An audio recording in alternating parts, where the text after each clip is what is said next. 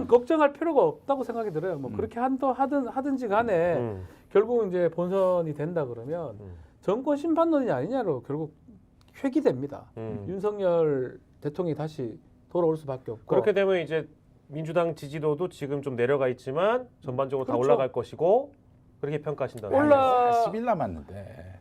그리고 전반적으로 또 윤석열 만약에 공천이 잘못돼가지고 네. 막 흐트러지는 모습이 보인다면 민주당 지지하는 사람들이 투표장에 대거 나올 가능성이 높아요. 저는 반대로 생각하거든요.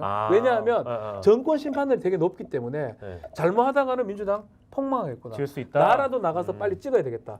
라 오히려 더 결집한다? 한단 말이에요. 어. 그래서 그런 거까지 생각을 해보면 오히려 지금 상황이 국민의힘 안심을 하는 것 같아요. 그러니까 언론이 누구 편을 제대로 들어주는지 모르겠지만 사실 이렇게 선거라는 게 이렇게 국면이 왔다 갔다 하잖아요. 이렇게 네. 물결이 찰랑찰랑 쳐야 되는데 네. 국면으로 봤을 때는 지금 이렇게 다운돼 있는 게 훨씬 낫고요. 네. 국민의힘은 좀 자만해가지고 네. 결국 사랑의 힘으로 계속 그런 애들 공천해주고 네. 해주고 이 민주당은 새로운 사람 그리고 이재명에 의한 뭐 그런 공천이 된 다음에 다음에 본선에 갔을 때는 그 국면상 유리하지 않을까 저는 개인적으로 보고 있습니다. 그러니까 저도 여기에 좀 더해서 지금 상황이 2010년 지방선거와 많이 닮았다. 네. 2010년 지방선거. 2010년 기억나십니까? 우리 우리 박영식 앵커님.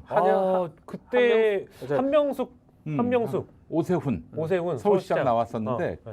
그때 선거 직전의 여론조사 결과를 보면은 거의 20%포인트 격차예요. 예, 이거는 한마디로 그 뭐 오차범위 밖은 말할 것도 없고 네. 이미 뭐 너무나 그 패색이 짙어진 거 아니겠습니까? 한명숙 그렇죠. 후보가. 근데 결국 결과는 어떻게 나왔어요? 0.6%인가 4%인가? 소수점대 예 그런 격차였어요. 그 뭐예요? 그 여론조사가 잘못됐다는 거 아닙니까? 그렇죠. 그러면 여론조사를 한 언론이 네. 한겨레인데 한겨레가 오세훈 당선을 위해서 뭐 노력했다?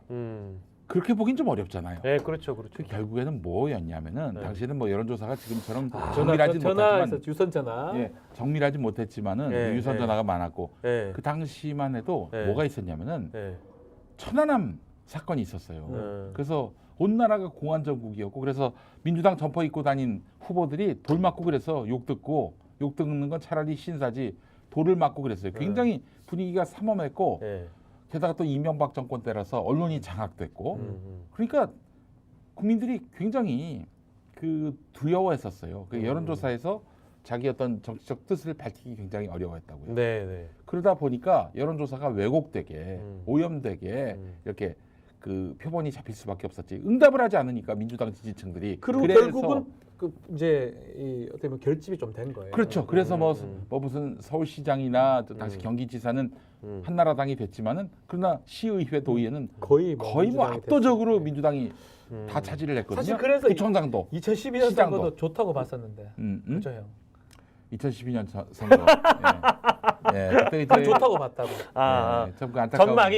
예. 그거 2010년 선거 그러니까 2012년 선거도 이길 것이다. 이제 민주당이 이제 네. 그랬는데 와 근데 아니 그러니까 그래서 그때 그 김용민 의원이 낙선하고 그 다음 선거에 재도전을 해서 성공한 거 아니겠습니까? 김용민 의원께서. 이제 이름은 같지만 그죠? 네. 그래서 나는 오늘 또 어느 방송에 우리 라디오에서 이제 죄송해요 형 정말 죄송해요.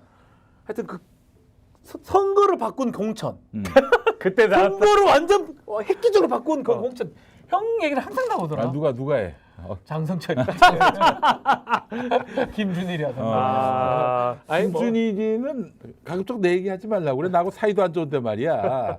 김준일. 저는 근데 좀 조심스러운 얘기지만 저는 뭐 형 때문에 그렇게 됐다고 보지 않습니다. 그때 박근혜가 비대위해서 국민들이 긴가민가 할 때 그걸 속인 거예요. 그래 뭐 먹힌 거예요. 내가 차마 그 얘기는 못 하는데 그게 맞아요. 먹힌 거예요. 이쪽은 대권 주자였고 야당은 대권 주자가 아닌 분이 선거를 진두지휘했기 때문에 그것도 크다고 봐요. 커요. 네, 근데 내가 차마 그 얘기는 못 하지만 어쨌든 2010년 당시 상황을 생각해 보면은 지금 어때요? 그때하고 거의 유사해요. 못할 게 없어. 네. 지금이. 지금 언론 지형을 보면 아니 언론 지역도 그렇지만은 뭔 비판적인 얘기만 하면 입 막고 사지 들고 나가는데. 그렇죠, 그렇죠. 이 꼬라지를 보고 어떤 유권자가 지금 이 상황에서 다시 정권 심판론이냐 정권 지원론이냐 이런 거를 물어봤을 때 한 20일 뒤에 똑같은 질문을 던지면 과연 그래도 민주당 심판해야 돼 이러겠어요. 답하기 어렵죠. 네, 40일 지났어도 그 민주당 심판론 글쎄요. 이거는 뭐 2012년에 이명박 심판론을 두르고 김용민 심판론이 힘을 얻었다. 이 말만큼 참 황당한 얘기입니다. 네, 아무튼 뭐 이 공천이라는 게 어떤 정당이 덜 시끄럽냐를 짚는 게 아니라 어떤 정당이 더 혁신적이고 개혁적이고 쇄신을 하는 공천이냐를 짚어야 되는데 그렇지. 지금 상황은 언론들이 자 누가 조용한가 누가 더 조용한가 덜 조용한가만 부각시키고 있다라는 점은 매우 잘못됐다라고. 그러니까 그만 할 때는 그 국면 자체가 저는 그래요. 뭐 예컨대 작년 2020년 선거 때 네. 아니면 뭐 그게 이런 어떤 분란 자체가 그만 할 때는 그런 게 필요합니다. 막 분란이 일어나는 쪽이 더 불리하죠. 네. 예컨대. 네. 그러니까 지금 같은 경우는 정권 심판들이 뭐 월등히 높은 상황이라면 네. 이런 걸 암만 얘기해봤자 아니, 크게 효과를 발휘할 수가 없을 것 정권 같아요. 심판론 그러니까 뭐 부정 평가가 55% 밑으로 아직도 안 내려가고 있어요. 그럼요. 네, 그럼요. 여론에는 변화가 없습니다. 그렇죠. 극도의 이제 부정을 하는 사람들이 55% 이상이란 말이에요. 네. 이 사람들 어떡할 건데? 똘똘 뭉쳤어. 이걸 어떻게 막을 거냐고. 2022년 7월부터 그 구조가 바뀌지 않고 있어요. 이런 상황에서 공천을 뭐 어쩌고 저쩌고 암만 얘기해봤자 중간에 물결 같은 거죠. 전투를 하다 보면 이 전쟁을 하다 보면 전투 한 번 지고 할 수는 있지만 크게 전쟁을 봤을 때는 이 큰 물결이 결국 지금 국민의힘은 2차 대전에서 독일인데 네네. 이 연합군인데 민주당은 쪼매난 전투에서 하나 이겼을 뿐이에요. 아. 그렇게 보는 게 맞아요. 결국에는 이제 뭐 구도 프레임 자체가? 어떤 이런 그 정권을 비판하는 의식을 갖고 있는 유권자들을 어떻게 좀 갈라놓을 것이냐. 그리고 이제 프레임 싸움인 것 같은데 최근에 등장한 역사 프레임이 있습니다. 역사 프레임이 뭐냐면 근대사 중에 이승만 전 대통령을 이거 이제 이따 얘기하겠습니다만 이승만 전 대통령을 주제로 한 영화가 있어. 바로 건국 전쟁인데 이게 최근에 100만을 돌파했어요. 어이구 많이 버네. 그래서 100만 돌파하고 뭐 국민의힘에서는 심지어 이 영화 보기 운동까지 할 정도로 한 걸로 알고 있습니다만. 대형 교회가 특히. 예, 대형 교회 같은 것도 이제 집단 단체 관객들이 많이 가서 보셔가지고 이제 100만이 된 것 같은데 내일이 또 그 3.1절이라 가지고 오늘 저희가 이 손님을 모시고 역사 얘기 또 해보려고 예. 하나의 또 프레임으로 선거 프레임으로 작용하고 있는 건 아닌가라는 생각이 들어서요 모시고 이승만 이야기 좀 해보도록 하겠습니다. 역사 잘 알 전우용 교수님 모시겠습니다. 교수님 반갑습니다. 전우용. 뭐 제 이름을 이렇게 열심히 연호를 하십니까? 저는 그런 거 그게 이승만 숭배의 아유 죄송합니다. 그래서 그러면 저희가 기반이 되는 거죠. 예, 저희가 3창은 안 하겠습니다. 전두환 때 대통령 찬가는 들어봤는데 예. 이승만 찬가도 있지 않았습니까? 이승만 찬가는 여러 종류가 있어요. 여러 종류가 있었어요. 여러 번 만들어졌고 예.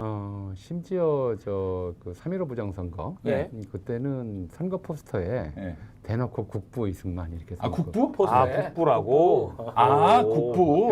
나라의 아버지. 국부. 스픽스는 말하는 언론입니다. 대세는 유튜브, 그중에서 스픽스.